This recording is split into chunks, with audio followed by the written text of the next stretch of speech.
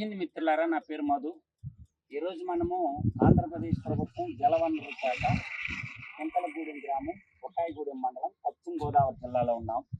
ఓగొండ జలాశయం ప్రారంభోత్సవం అంచనా విలువ వచ్చి 129,48,00,000. ప్రారంభం తేదీ 19/2/2018. ప్రారంభకులు శ్రీ గౌరవనీయులైన నారా చంద్రబాబు నాయుడు గారు, ఆంధ్రప్రదేశ్ రాష్ట్ర ముఖ్యమంత్రి వర్యులు.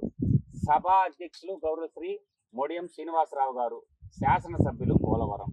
ముఖ్య అతిథులు గౌరవనీయులైన శ్రీ పత్తిపాటి పుల్లారావు గారు, రాష్ట్ర. ఇట్లా మొత్తం కలిపితే చూడండి, 129,48,00,000 రూపాయలతో ఓగొండ జలాశయం అని ప్రారంభించాడు.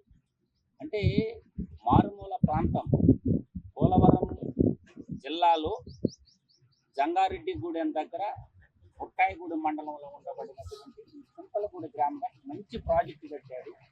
వాస్తవాలుగా ఏంటంటే ఇది చాలా పెద్ద జలాశయం.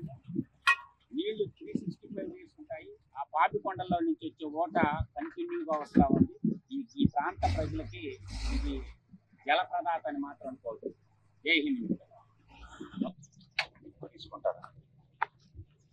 స్లోగా